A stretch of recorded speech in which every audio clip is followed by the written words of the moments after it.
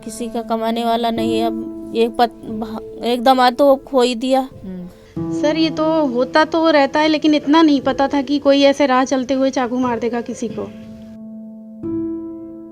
लेकिन ये मैं चाहती हूँ, मुझे उनको मौत ही मिलनी चाहिए, उनको ऐसे छोड़ा ना जाए, क्योंकि किसी की ज़िंदगी खराब हुई है। बेटी आज 2-3 दिन से जब से ये हुआ कांड, फिर भी वो बेहोश हो जा रही है। मुझसे पूछो ना मुझ पे क्या बीत रही है इस टाइम पे। मैं क्या करूँ, मैं कहाँ जाऊँगी मैं। बैंक साथी दे रहा है 50,000 रुपए तक कमाने का शानदार मौका, और वो भी बिना किसी इन्वेस्टमेंट के। आज ही बैंक साथी ऐप डाउनलोड करें।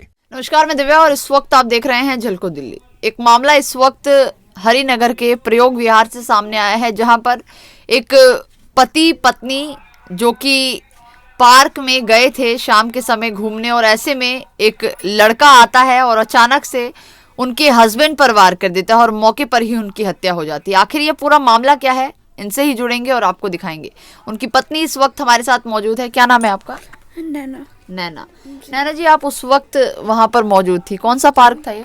जसाराम पार्क। जसाराम पार्क कहाँ पड़ता है ये? जी उधर सुभाष नगर की साइड में ही पड़ता है शायद। सुभाष नगर में पड़ता है। क्या हुआ था वहाँ पे, बताइए। हम वहाँ से जा रहे थे, तो मतलब रास्ते में सीधा जा रहे थे हम, तो उनको ना रास्ते में गोल गोल सा पार्क की साइड में उनको ना मतलब कुछ आवाज़ें से सुनाई दी थी, तो वो देखने के लिए गए थे। तो उनका ना पैर स्लिप हो गया था, तो मतलब वो झाड़ियों मतलब जो पौधे जैसे गोल से पेड़ से नहीं लगे होते हैं, वहाँ पे वो गिर गए थे। तो फिर मैं मदद करने के लिए उनकी गई थी, तो हम दोनों ही गिर गए थे वहाँ पे।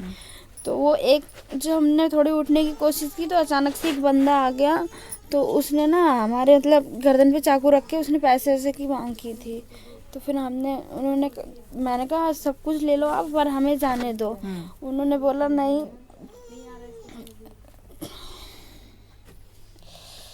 फिर वो ना पैसे वगैरह दे दिए थे हमने, और मैंने उनको हाथ पैर भी जोड़े थे कि मतलब आप सब कुछ ले लो और हमें जाने दो।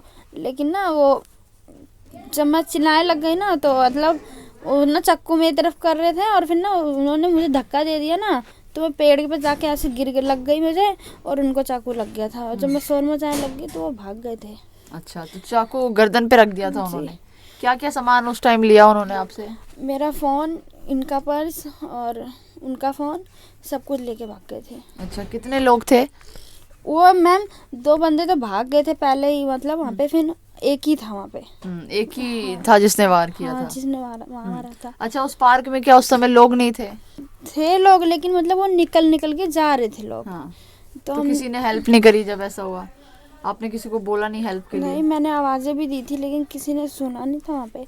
किसी ने हेल्प नहीं करी। उसके बाद में आपने कैसे फ़ोन किया? आपके पास फ़ोन नहीं था, फिर पुलिस को कैसे फिर मैं बताया? उनको मतलब अपने कंधे पे ऐसे करके लेके आई आगे की साइड में, रोड की साइड में। फिर मैंने हेल्प मांगी लोगों से, तो फिर कोई रुक ही नहीं रहा था, सब लोग आ जा रहे थे। तो फिर एक अंकल रुके थे, फिर उन्होंने थोड़ी सी मदद की थी, फिर उन्होंने ही फ़ोन किया था शायद। फिर हमें ऑटो में पुलिस वाले की गाड़ी आ रही थी, तो उन्होंने रोका था। उन्होंने बोला सर इनकी मदद कर दो। तो उन्होंने बोला मेरी ड्यूटी ख़त्म हो गई है और मैं ना जा रहा हूँ यहाँ से।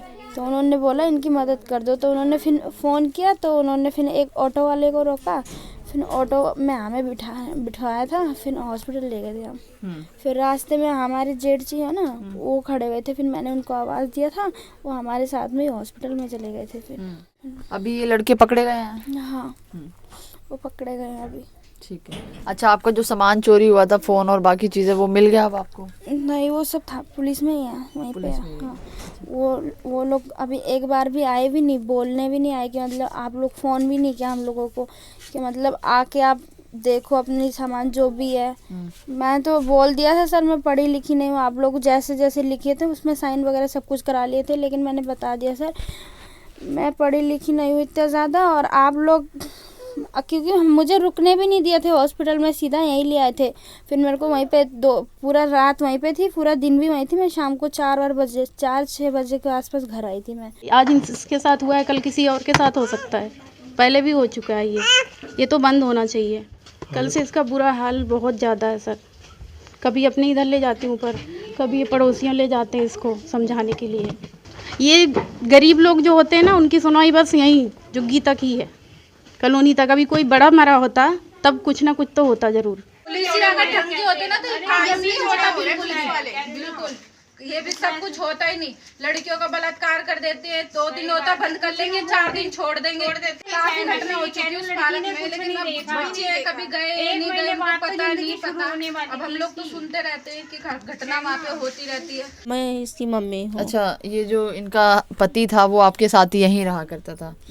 हाँ, रहता तो अपने कमरे पे, वकील आना जाना तो हो ही गया था। जब शादी में कर दी थी तो गौना देना बाकी था, और सब कुछ जो होता है तो करते रहते थे। ये भी नहीं कि हाँ नहीं आता था, हफ्ता 10 दिन में तो आ ही जाता था।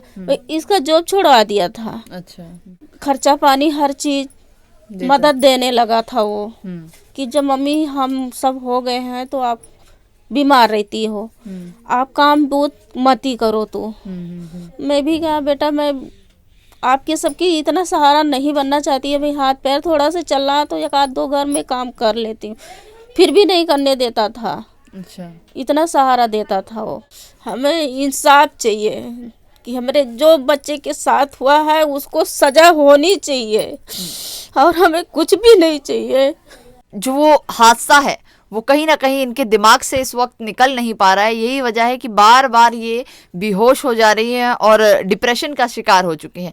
इनके परिवार में कोई और करने वाला नहीं है। एक अकेला व्यक्ति था जो घर का खर्चा चलाता था और घर की देखभाल करता था, और ऐसे में इस वक्त वो भी नहीं रहा है। तो देखिए, जो ऐसे मामले सामने आ रहे हैं वो बड़े ही दुख वाले होते हैं कि परिवार का एक अकेला सदस्य होता है और ऐसे में वो चला जाए तो करने वाला कौन होता है, ये एक बहुत बड़ा सवाल है।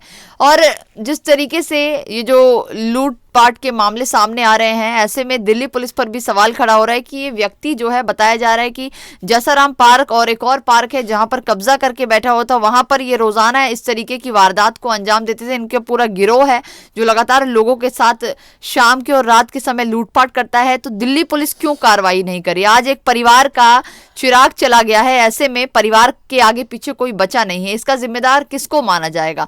देश की राजधानी में लगातार आपराधिक घटनाएं बढ़ती जा रही है। अब आप पर ही है कि आप इस वीडियो को कितना शेयर करते हैं ताकि इस परिवार को इंसाफ मिल सके। तो जरूर शेयर कीजिएगा और जो भी प्रतिक्रिया है कमेंट बॉक्स में बताइएगा। कैमरा पर्सन खुशीलाल के साथ मैं दिव्या, झलको दिल्ली।